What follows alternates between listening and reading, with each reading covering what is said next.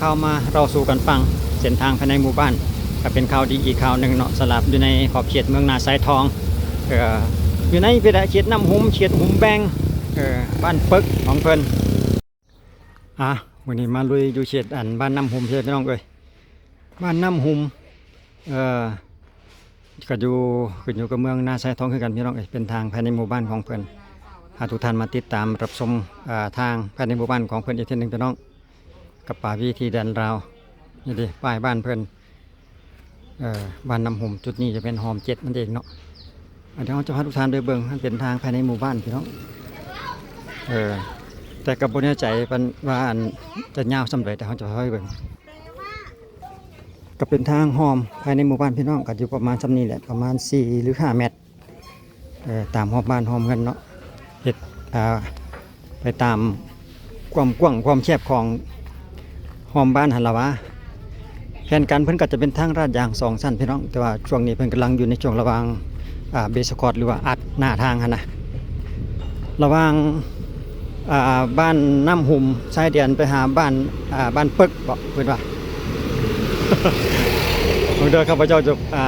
อยู่ดิป้ายบ้านเพิ่นนะเขตแดนเนาะระหว่างบ้านน้ำหุ่มไปหาบ้านปึกแม่นบ่บุภาษาลาวข้าพเจ้าอ่านถูกบ่พี่น้องเอ้ยบ้านปึกแม่นบ่นี่นะของเมืองนาไซทอง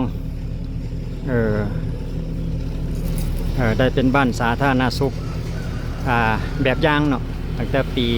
2010 พุ่นแหละเดือน 3 ปี 2010เดือน 4 เนาะ เดี๋ยวเราจะเบิ่งอีกทีหนึ่งก่อนรถโลเพิ่นกำลังมาไล่อัด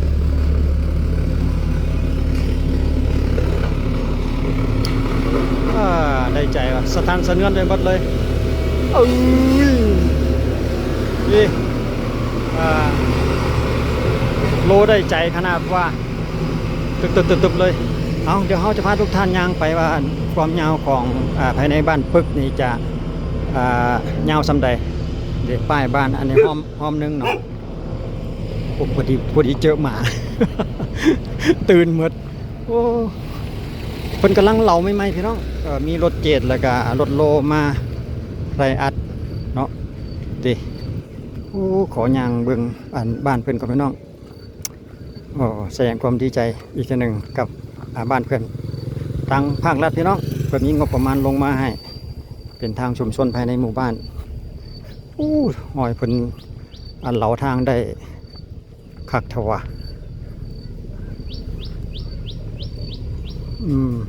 คือสิไก่แต่เอารถขี่ดีกว่าบ่เฮานี่ เดี๋ยวยังกลับคืนไปเอารถจักรก่อน เลี้ยวเบิ่งคือสิไก่นี่แหละ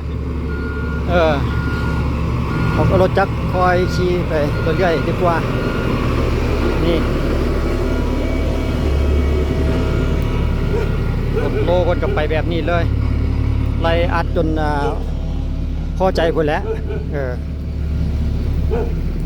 สุดยอดลายพังในหมู่บ้านพี่น้องพอสมเสยทางภาคส่วนของทางภาครัฐเป็นมีงบประมาณลงมาพัฒนาเกี่ยวกับถนนหนทางภายในหมู่บ้านเขตชุมชนให้มีความสะดวกสบายกับประชาชนภายในหมู่บ้านแต่ละบ้านแต่ละเมืองพี่น้องบางเดือนมีพี่มีน้องมาหากันก็จะได้สะดวกสบายการไปกันมาประมาณนั้นกับมิเตเอาข่าวเกี่ยวกับการพัฒนาถนนหนทางแต่ละบ้านแต่ละเมืองมาเราสู่กันฟังพี่น้องข้าพเจ้าก็มีแต่สำนี้แหละอยากให้ทุกท่านได้รู้ว่าบ้านใดเนี่ยเพื่อเพิ่นมีการขยับขยายเพิ่มเติมเส้นทางประมาณนั้นนะเพิ่นก็มีแผนไปทุกมื้อทุกเดือนพี่น้องตามที่ว่าข้าพเจ้าเคยนำสอบถามทางบริษัทเพิ่นนั่นนะทีมงานของเพิ่นนี่ก็ถือว่า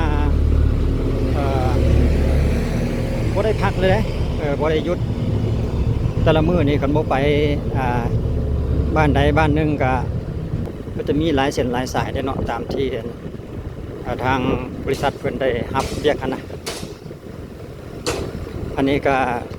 สังเกตเห็นก็จะเป็นทางเดิมแด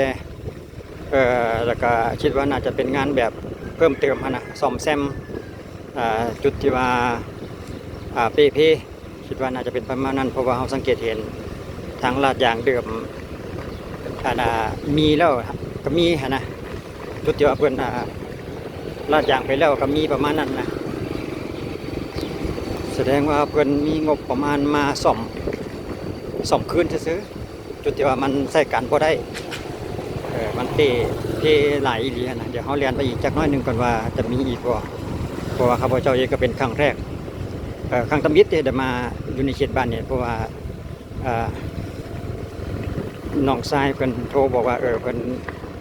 มาเวียกอยู่บ้านนี้หั่นนะเขาก็เลยนำมาเบิกว่าเพิ่นเฮ็ดลักษณะใดประมาณนั้นหั่นนะ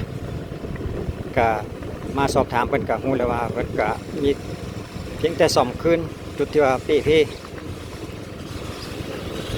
ก็เป็นงบประมาณของทางเมืองอะไรพี่น้องทางภาครัฐเพิ่นโอ้เป็นช่วงอีหลีเด้อนี่ เป็นบักเป็นตอนแต่ว่าเวลาเทนี่ก็ยังบ่แน่ใจว่าเวลาเพิ่นราดยางนะพี่น้องเวลาเพิ่นราดยางก็บ่แน่ใจว่าเพิ่นจะลาดกบโตเก่าเลยบ่นะหรือว่าลาดเฉพาะโตใหม่เดี๋ยวเฮามาติดตามเวลาเพิ่นราดยางอีกทีนึงเพราะว่าเฮาก็ยังบ่แน่ใจบ่ทันได้ถามเพิ่นว่าเทคนิคการลาดเนี่ยเพิ่นจะลาดทับตัวเดิมเลยนำเลยบ่หั่นนะหรือว่าราดเฉพาะจุดที่ว่าเพิ่นอัดดิน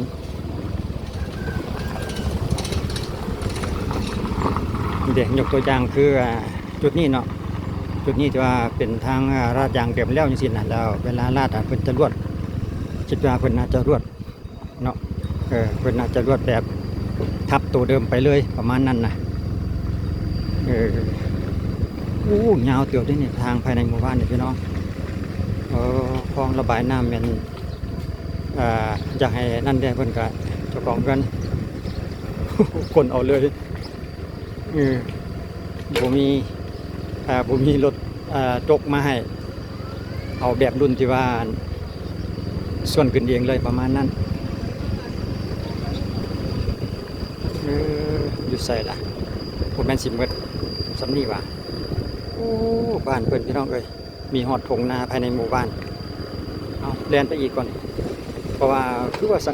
สังเกตเห็นก็บ่เห็นรถเจ็ดนะก็ที่แล่นไปเรื่อยๆนี่แล่นมาก็ยังเห็นอีกอยู่นี่นะโอ้บ่แม่นสุดหมู่บ้านเลยบ่จักนี่เนาะคิดว่าน่าจะเป็นแบบนั้นดิเห็นตัวห้อยรถเจ็ดเพิ่น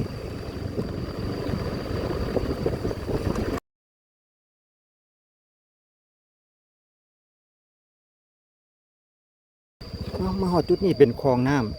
ำโอ้งงเลยคลองน้ำใส่ได้เนาะบัดนี้เนาะเอ้าก็บ่เห็นรถเกียรละบาทนี่ฟังเสียงก่อนเศษบาทนี่เขาข้ามคลองน้ำโอ้แต่ว่าเห็นห้อยลงไปในหอมน้อยๆนี่นำไปเบิ่งก่อนบ่ว่าสิเฮ็ดลงหอดหอมอันน้อยๆนี่ นี่ห้อยรถเกียรแท้ได้นี่ใส่ละก็บ่ได้ยินเสียงหรือว่าห้อยเพิ่นอวยซื่อๆว่า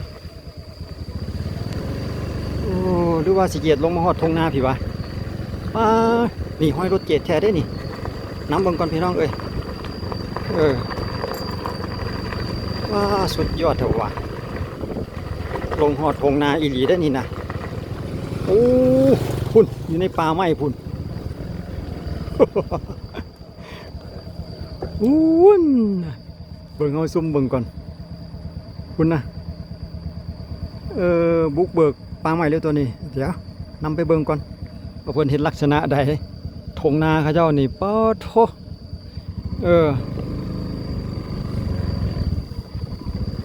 โว้ยไปได้บ่ล่ะโอ้ยแม่นสิคาบ่จักนี่เฮานี่เอารถจักรจอดไปนี่ย่างไปเอาบ่หรือจังไดคักแข็ง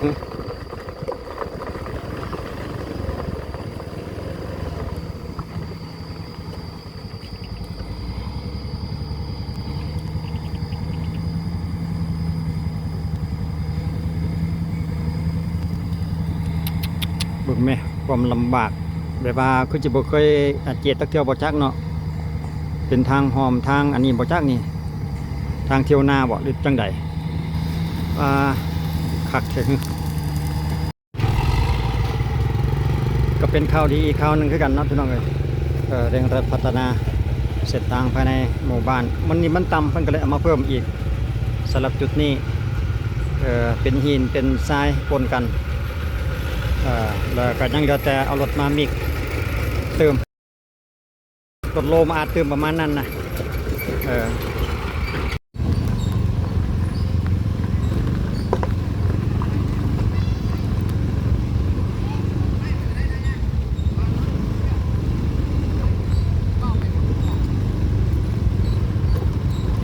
มันเหลือหน่อยนึงมันตัวกระโปรง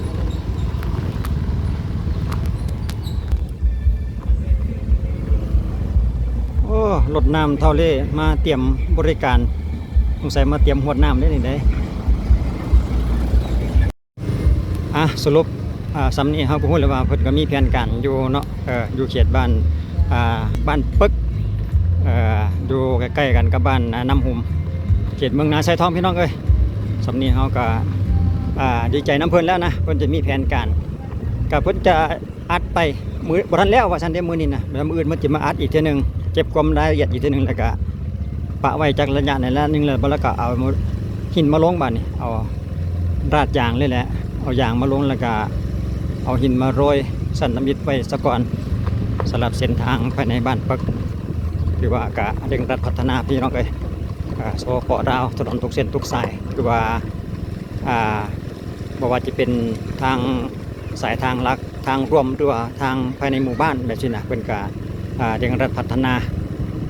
ทุกเส้นทุกสายใหญ่เฮ็ดตามใหญ่น้อยเฮ็ดตามน้อยประมาณนั้นภายในชุมชนซื่อๆเนาะโอ้พอดีเจอรถน้ำของไอ้เบาเล่มาพอดีว่ะ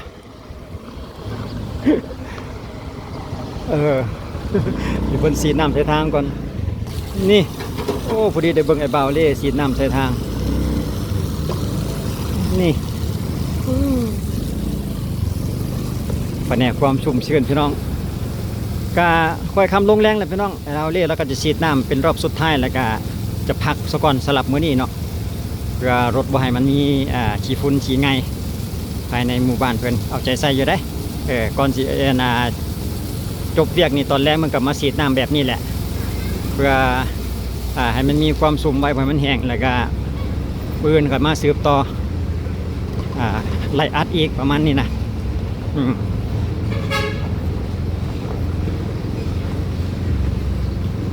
ก็ทีมงานของหัวหน้าเพชรเนาะรถน้ำนี่ก็จะมีเพียงสักนิดพี่น้องเอาข่าวมาเราสู่กันฟังเส้นทางภายในหมู่บ้านก็เป็นข่าวดีอีกข่าวหนึ่งเนาะสลับอยู่ในขอบเขตเมืองนาไซทองอยู่ในเขตน้ำหุมเขตหุมแบงบ้านปึกของเพิ่นเอาไว้เจอกันในอีกต่อไปในเวลาที่ว่าเพิ่นราดยางแล้วก็โรยหินอีกทีหนึ่งสำหรับเขตบ้านปึกเนาะเอาไว้เจอกันอีกทีหนึ่งเนาะพี่น้องเอ้ยสำหรับคลิปนี้ก็ขอบใจสบายดี